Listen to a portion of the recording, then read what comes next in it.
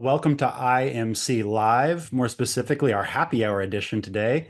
And this is the interactive webinar series hosted by the Industrial Marketing Collective. We're here to help you make connections, learn, and get results for your business. And I'm Alan Fenewald, senior writer for the industrial marketing agency Gorilla 76, and one of your IMC Live hosts. And this week, the topic is long form content for short attention spans. And we are happy to be joined by our own content director, James. Or thank you for being here. Sorry.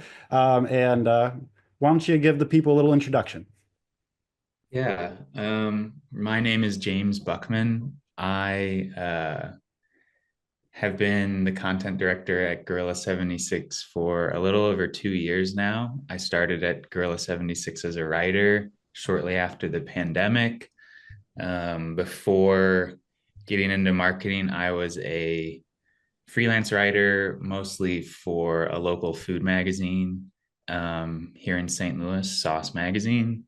And yeah, most of my actual professional life has been spent um, really in food service and like all over the kind of service industries and sort of, I guess, what's either term service work or care work. But yeah, as of the last 3 years, I've been spending quite a lot of my time in the content marketing realm. So um, this is probably only like my third or fourth time on the show. And yeah, happy to be here. We're happy to have you back. So we have this fun little stat to kind of add some context, start things off, and that comes to us from Umbrix, and it's the industry-specific average time on page. And for B2B websites, we tend to have a little higher engagements than B2C might have, and our average time on page is a whopping 1 minute and 37 seconds. Yeah, 1.37 minutes actually. So I don't know. It's probably not seconds. 1.37 minutes. It's like a little more than 30 20 seconds. I had it seconds, on, yeah, minute like and 20 uh, seconds. 20 seconds. Yeah. This is why I'm in marketing and not statistics. Um, this reflects the need for us to have detailed content, but it also reflects that we only have a limited time frame. People aren't ready to read a book here or even a long magazine article. I feel like a lot of the newspaper articles I read are like 3 minute, 4 minute reads. We're not even getting that. And newspapers are really trying to make the most out of their space. They are really working hard to do that. So we should be working even harder than they are. That's my point. So with that in mind, James, we've operated for a long time on the assumption that content should be as long as it can be and that more is more when it comes to long form. But some people have evolved to disagree with that, and that long form could be shorter. What are your thoughts?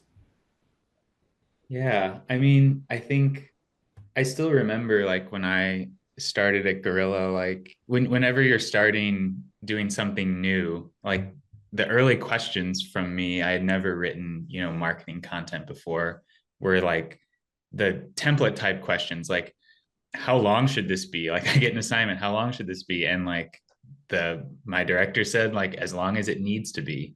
And I think like that's just like the common answer that someone will always get about, oh gosh, how long should a case study be? How long should this story be? Um, how many pages how many columns of info should an infographic have? As many as it needs to have. And it's like, I think that can be a perfectly correct answer that is interpreted really, really poorly most of the time. And I think that as a novice, my interpretation of that would have been something like, okay, so I have the freedom to just do this however I want. But in reality, like, as long as it needs to be means something much closer to like anything more is unnecessary and anything less is impossible. Like there is a length that is absolutely perfect is what that phrase means, and it's your responsibility to get as close to that as possible and to say like, well, this length works because the story is as long as it needs to be without devoting like a serious amount of thought to what is there versus what is not there. is like a drastic misrepresentation or misunderstanding of that like common wisdom. Um, and I think it's hard. I mean, I think that it's hard. Like cutting for writers is just one of the hardest things. So if we're talking about written content in particular, like I do think like if you're evaluating your own written content, you should err on the side of expecting yourself to have overwritten something. Like if you haven't cut something that you were holding dear, you probably have not cut enough out of your work. Um, and it's just cutthroat like that. Haha, pun. But yeah, I mean, I think that that wisdom can be true, and simultaneously, people can be commonly misinterpreting it or misapplying it. And I think, you know, what people term like appropriately long form content is probably too long most of the time. Hmm. And I feel like, especially in the digital space, the idea at first was, well, we can print as much as we want because there's no limit. We can scroll forever. But Yeah. you can be hurt by that scroll length. Just the idea of how much text there is, I feel like can dissuade people from even beginning sometimes. And there's a question about, you know, overwriting to get thoughts down and then pairing from there. And I think like that is like the ideal way of working for a lot of writers, both who doing content marketing, writing books, writing movies. It's like lots of creative work works that way.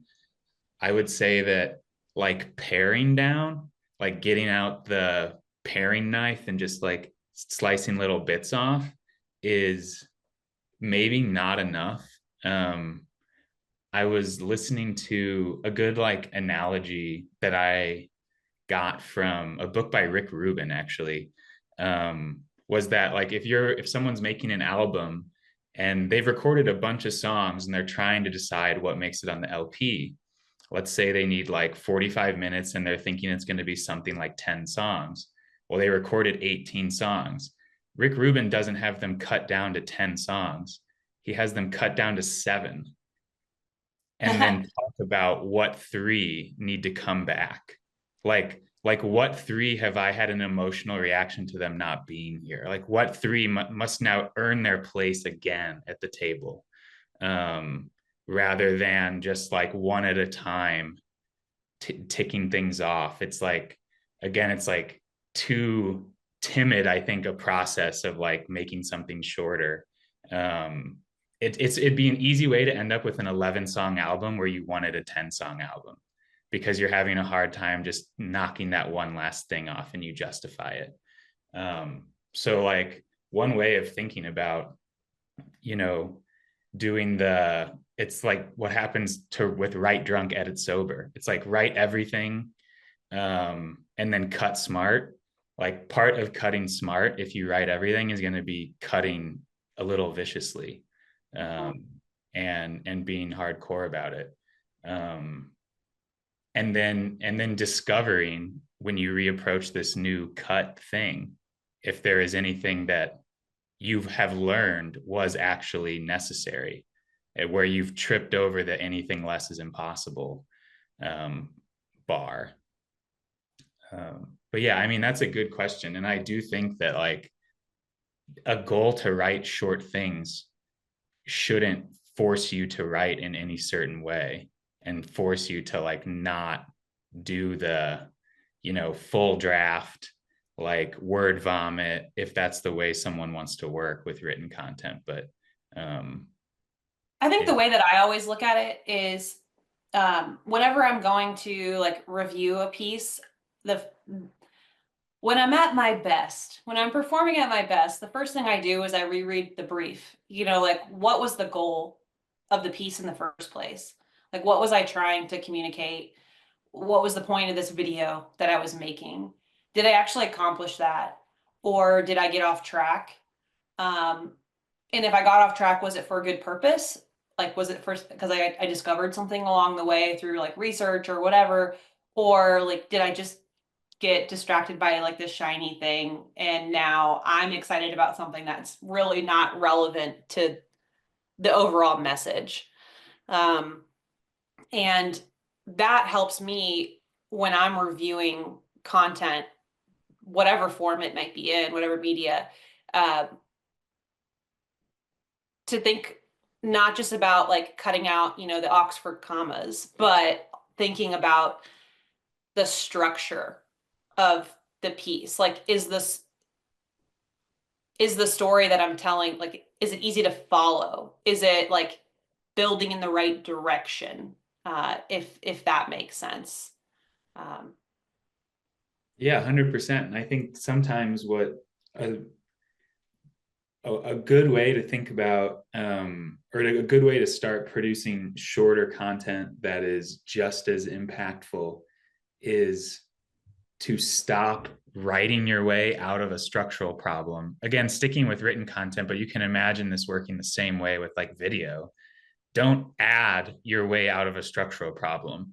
Like, you got to cut your way out of a structural problem. Like, think of it like you're in the jungle. Like, you need to cut your way out. Like, adding more to something is not going to fix a structural issue. So if Peyton's looking at her work and thinking like, I don't know if the structure of this is serving my goal, it's like, don't add. Like, if you're adding to serve the goal, then like, this is almost certainly stuff that you should be cutting later. Like, you're not fulfilling like the mission of, more is unnecessary at this point. Like, Yeah. you need to cut to get back down to that thing that captures the essence of what you were trying to do in the first place.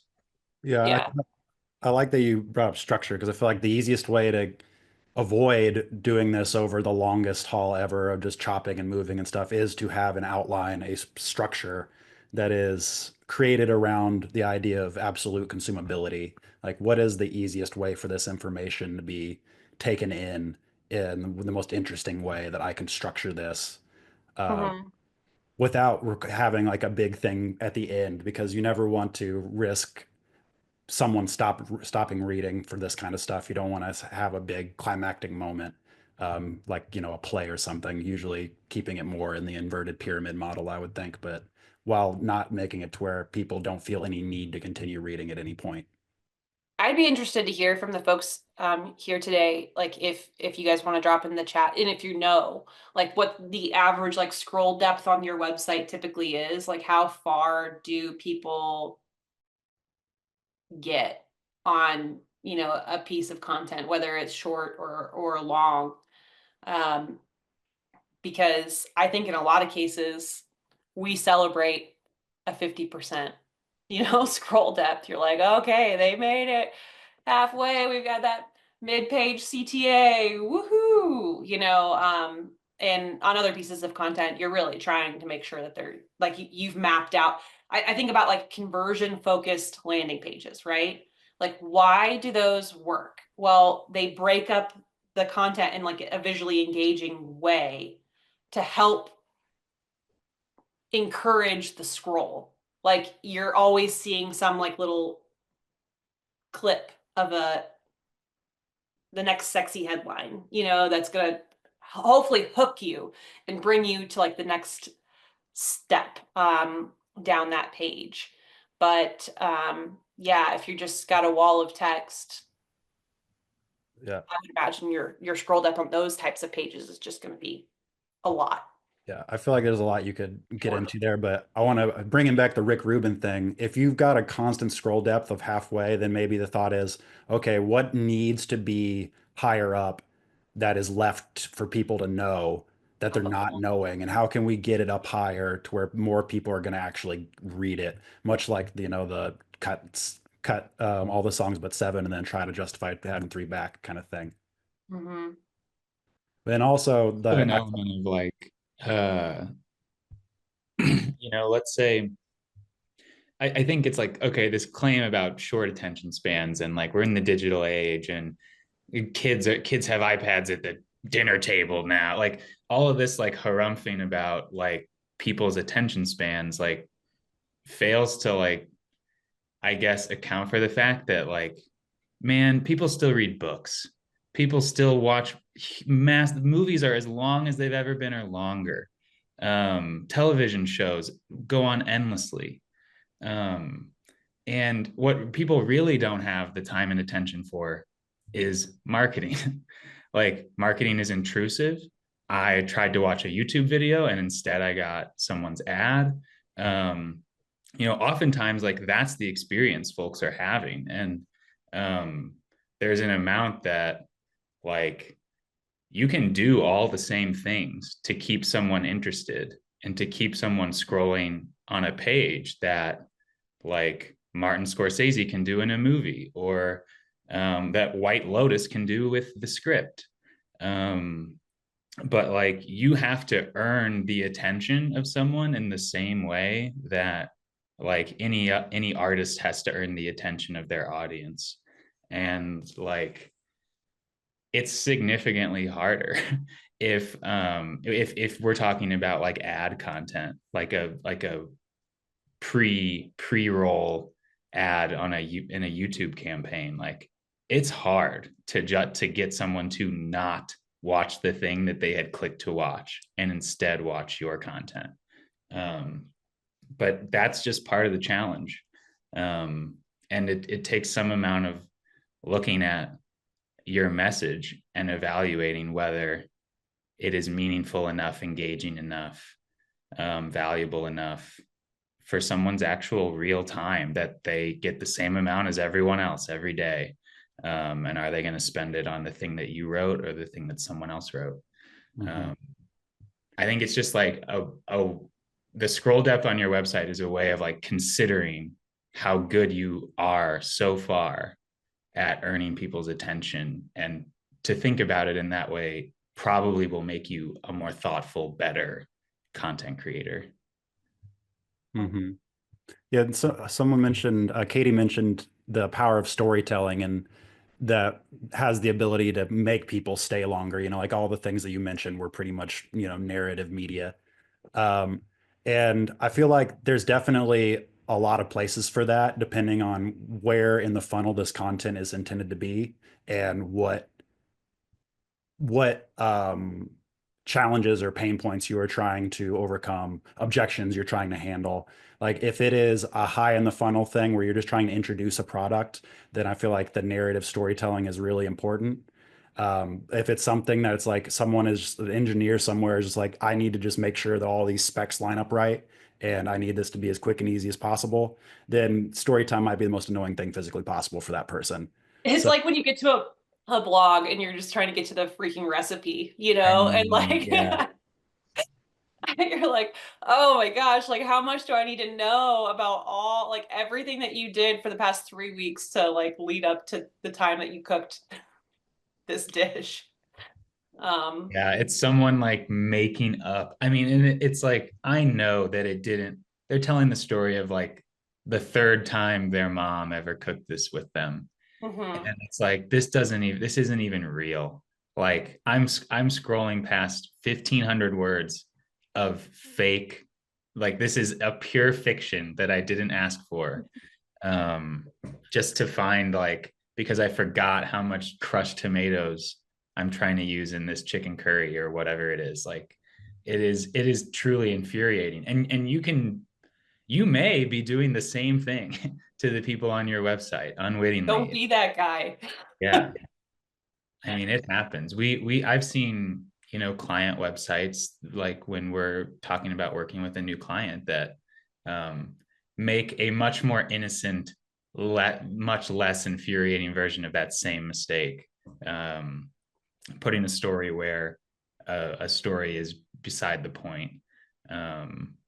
Yeah, Alan brought up the inverted pyramid earlier, and we keep throwing in all of these, like, journalism terms, and that's because so many of the writers and just everyone at Gorilla typically has, like, a journalism background of some sort. James did, Alan did, I did. Sarah, I don't even know. Did you have a journalism? Okay, yeah, but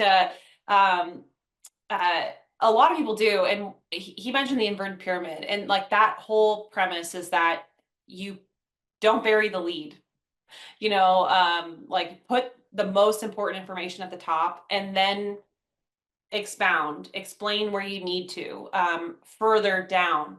Whereas if they fell off at 50%, They're okay. If they fell off after the first sentence, they got something valuable out of that. They got the lead of the story.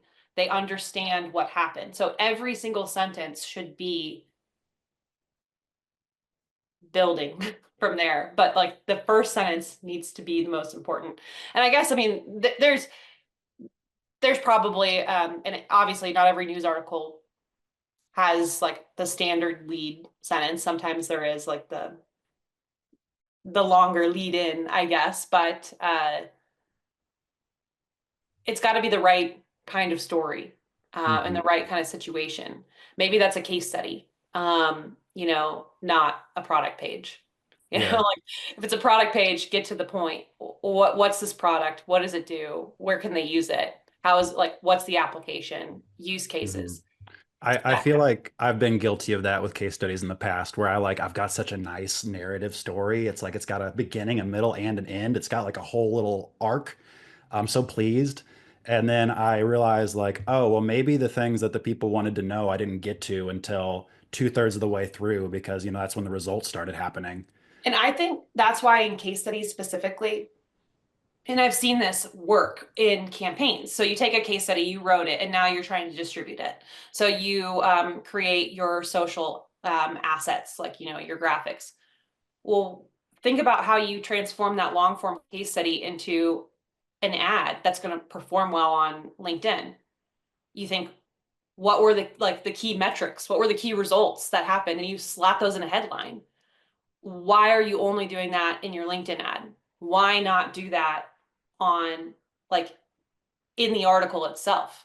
Like give people the footholds so they know where to jump. If they want to like, you can still tell the story in between, but use your headlines effectively, use the structure effectively to like give them the high points and then let them dive deeper where they feel the pull. Yeah. Because you know, there's maybe your product or your service helped improve multiple issues with that customer. Um, and only this one is relevant to this person. So like, you know, break those apart. Make it easy. Yeah. Hey, you're talking about that. So you want to know how I got here? Story where you know it starts with like the big unbelievable thing happening where I don't know, like the guy in the movie's like stuck. He's hanging by his toes from the roof of a building, Yeah. and then it's like flash cut. I bet you're wondering how I got here, and then it's like now maybe you've earned enough attention for someone who cares about the details, but like that's basically what you're describing the marketing version of that. Like just show them the important claim and the important result and ask them if they want to know how that result was delivered before they get a chance to skip the ad on YouTube or above the fold on the page before they get to decide whether or not they're going to scroll. It's why like the way that someone thinks about making a landing page is like a valuable way to think about making any content that's going to be consumed on someone's phone or on like an iPad. It's just a valuable way to think about like the time that you're asking and attention that you're asking for.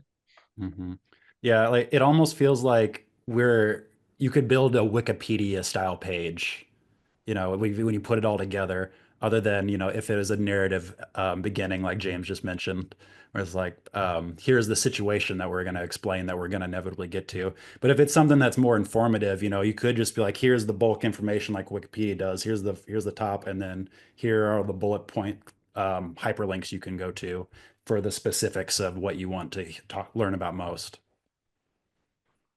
I don't know how Wikipedia would feel if we just like completely ripped off their design, but I bet people would feel very comfortable with that. You know, people like familiar.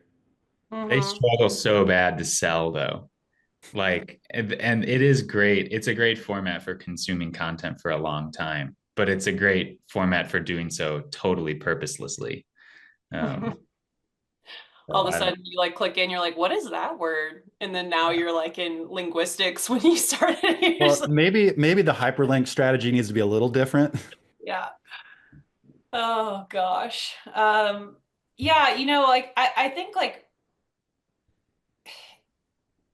one thing we haven't necessarily like really talked about, we've talked about a couple different types of content, but um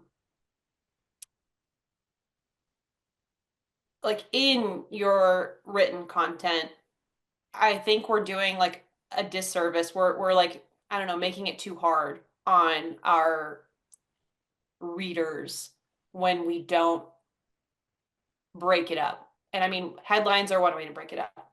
Pictures, another great way to break it up. You know, video, fabulous way to break it up. Give people like other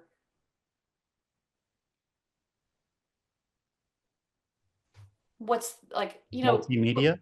multimedia, but like I'm just thinking about like when you have like multiple like sides on your plate, you know, and you're like, Oh I'm yeah. so tired of green beans, but then you've got mashed potatoes over here, and you know, you can kind of like switch between them, and you might go back to some more green beans later, but like you just need the variety to Yeah, really like a like, visual enjoy the meal. variety. Hmm. Yeah, visual, and maybe even some audio if you've got it. That would be cool. But yeah, I feel like having good photos goes a really long way to add credibility to a case study, especially because people want to see what you're talking about. And that even especially if you're making claims that feel like they might not be industry standard, you need to be able to show people what you're claiming to make them easily take what you're saying at your word Hmm. slash your photo, I guess. What do folks feel about infographics? I mean, I feel like we've been dabbling in those more and more. I might even make Sarah unmute and tell us about hers. She's like, no, don't do it to me. Sarah's our, for everyone like listening and the folks here, Sarah's our forever lurker. She's like, she's here always, but you'll never know. It's just the She's like, modern oh day God. producer. It's like if Yeah. this was a radio show, she'd be the producer. We'd be like hollering about her all the time. Yeah. We should And do that more, occasionally, maybe. I yeah, have you now honestly you should. unmuted. Whoa. Happened. I Hi. feel like this is a new era. I love a good infographic. If you can say it with a picture, you should. And if you're not like comfortable making infographics, you can find so many things on Adobe. Adobe, like you can buy pictures there, but you can also buy infographics that you can edit there. So you don't have to know that much in order to make one. So yeah, That's the essence of too long didn't read. Don't have to read, just look. right. Say it with a picture. I love it. Another and if you feel like you're getting into this and you don't know if it's working, um something that a mistake that I've seen is, okay, I'm researching a new client. I'm on their website. They have like a pretty interesting article, but one that I'm mostly interested in because like I'm being paid to be interested in it. And there's like an awesome infographic on the page at the end of the article. And it's like, okay, the average scroll depth or the farthest anyone has scrolled on this page is 60% of the way. And we've got this visual asset that we spent a decent amount of time on that is stuck at the bottom of the page. Or like we wrote a blog post and stuck an accompanying video at the bottom. Mhm. And it's like, oh, like these things that give someone multiple ways to consume the message that you're trying to send, like you're not actually giving them those options if they aren't near the top, if they aren't up where someone is in the process of deliberating about consuming this content or not. Like you're just not achieving the full effect when you present the content that way. And it's like I've even thought about like, well, how, even if it makes a ton of sense that this video I have of our founder talking with a customer, even if it makes a ton of narrative sense at the bottom of the page, what is the other narrative here? Like, what is the other way of telling the story that brings that video asset up near the top? That just gives someone an opportunity to find a couple different ways in. Mhm. It's Yeah, just part of your responsibility, I think, is considering that. Yeah, it's like whenever you are on a news website and they have one of those self-readers, they don't put that at the bottom, they put it at the top so that you don't start reading first. And we have one client that I especially want to read structure the way this is now after this conversation, but they have they have like, regular case studies, and they always have the most of them have a video with them, and most of them are really short. So you usually can see the video without like at least the top of it.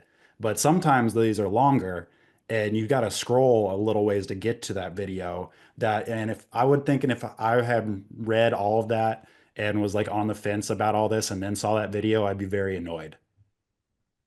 Yeah. Because And the thing is, like, your homepage is probably super multimedia. Like, your website will have like the homepage, the who we help and how page, like the product pages, maybe even like the banner has like a hero image. There might even be, you might even have like GIFs like playing in the background, like all sorts of these sort of like attention grabbing, flashy things. And then like you click into the you click into the blog and you wonder why no one reads the blog anymore. And it's like because we're pulling out all the stops in every other place visually. And we're not doing any of that on the blog for whatever reason. And the reason is likely that someone is just told, produce this blog post, get it live, do it with as little resources as possible.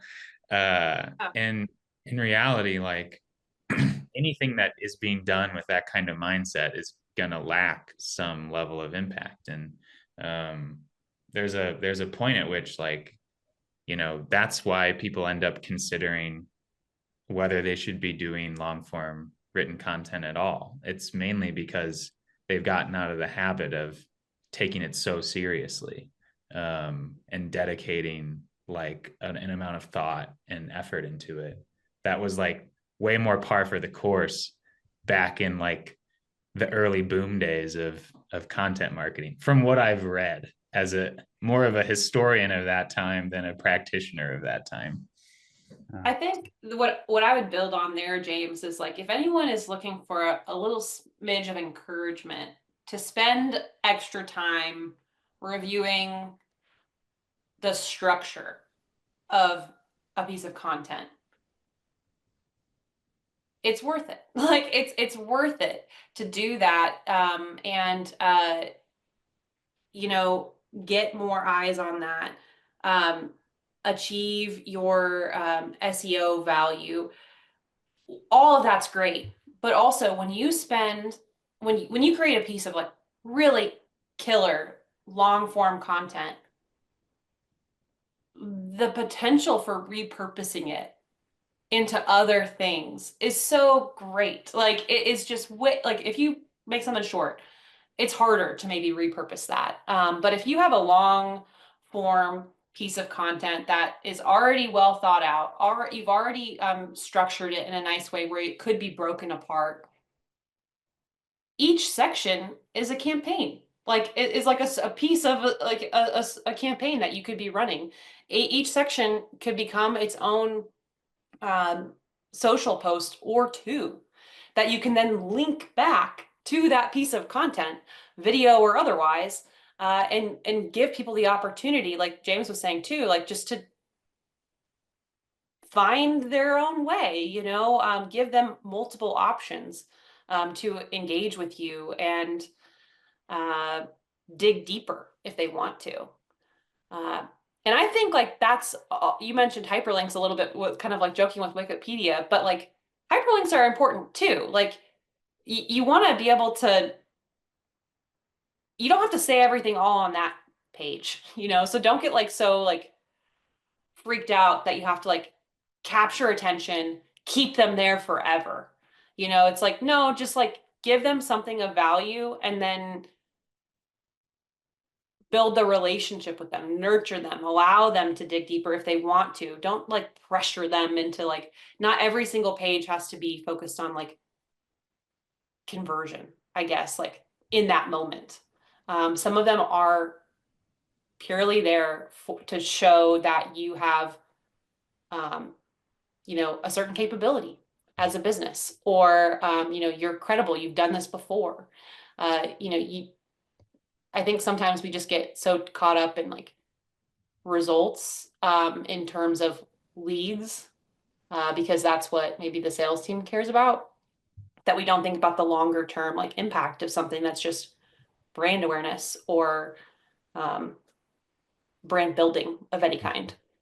Yeah, and I feel like there's a good psychological reason to try to break it into more of a waterfall of smaller blogs, because every time someone gets to a new page, it feels like another introduction of sorts. It's like they're meeting another member of the family a little bit, and they're getting to feel like they know your brand maybe a bit better than scrolling on the same page endlessly. And it feels like more mentally broken up, where they'll feel better, but like, oh, okay, I'm going to open up that link and do this thing, and then I'm going to come back to that because I haven't started this page yet. Whereas if you stop in the middle of something, you're less likely, I feel like, to get back into it in the same way after you leave it. So I feel like there's a lot of things you can do with that idea.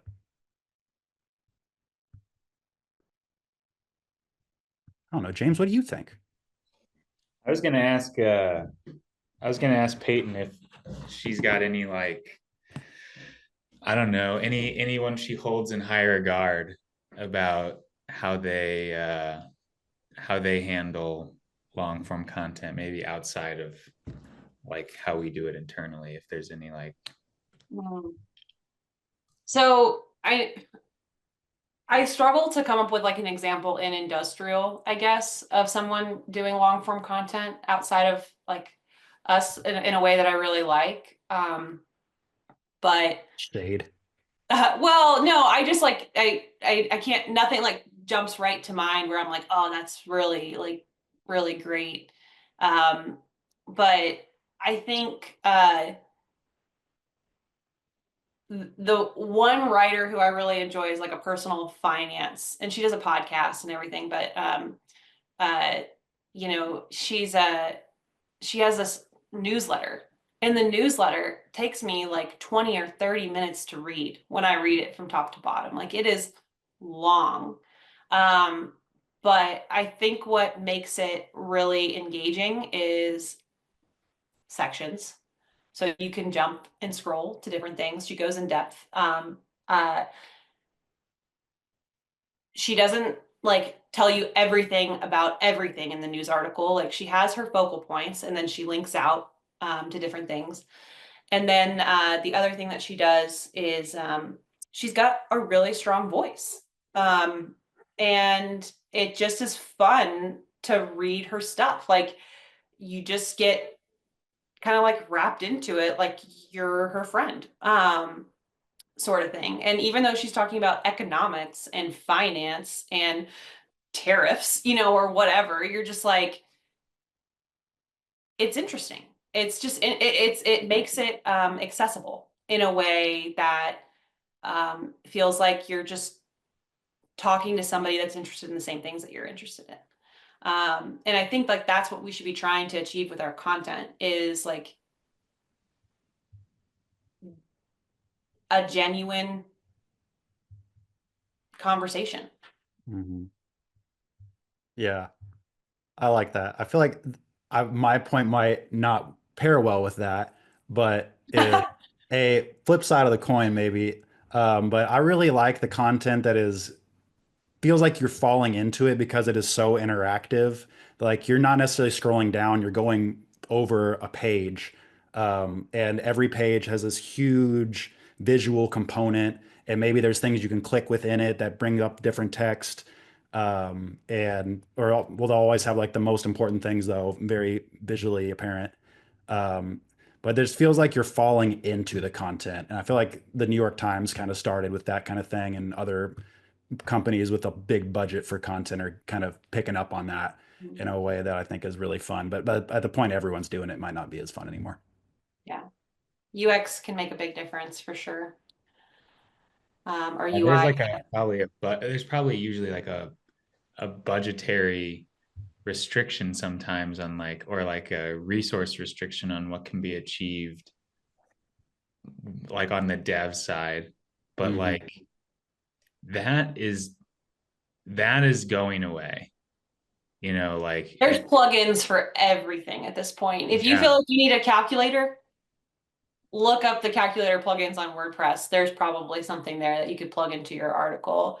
Like if you wanted to, you know, have like a gallery that swipes from side to side and it's not built into your website, especially if you have WordPress, there's probably a plugin that you could just install without much need for. Yeah, I mean, like if you here's like, and I like here's the thought for like you want your case studies to be a time suck, you know, like where someone just really wants to ends up spending a lot of time interacting with your case studies.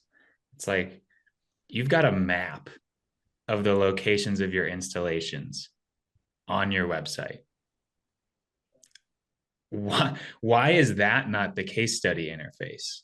Like that should be the thing that is above the fold, and you click in on a location and it zooms you in. It's like, again, you're not scrolling through this wall of content. You are gradually immersing yourself deeper and deeper into like the depth of different projects. And like, I think like that is like the way of thinking about how do we make this kind of like meaningful, attention sucking content is like do it the way that the artists are doing it. And that's the way that the artists are doing it right now. Is like it's endlessly forward. It's not up and down scrolling. It's like give someone a hook and let them continuously pull themselves, you know, further in toward it. And the interactive stuff and the code required, like it just feels like getting that done is more and more accessible every moment. Like either finding someone who can help you, or hell, like having a plugin that does it for you, using a large language model to like give you the baseline HTML that you can then tinker with. Like, I mean, there's a million different ways in, and they're all more accessible than they have been. So like, if there have been excuses about why you're not getting like the UI stuff done, like never been a better time to like go back and look at what's possible with your skill set or the skill set of your team. Especially if you already have CADs laying around and stuff like that. Yeah. Yeah.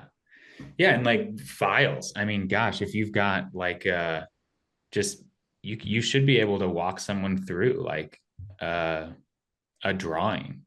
You know, if you've got 3D models of your equipment and you don't have your engineers walking through that equipment on video, like when you're on a product page or something like that, I mean, like you're just kind of missing one of the ways to like immerse someone in your content. Yeah, not everything has to be high production value. I mean, look at the show.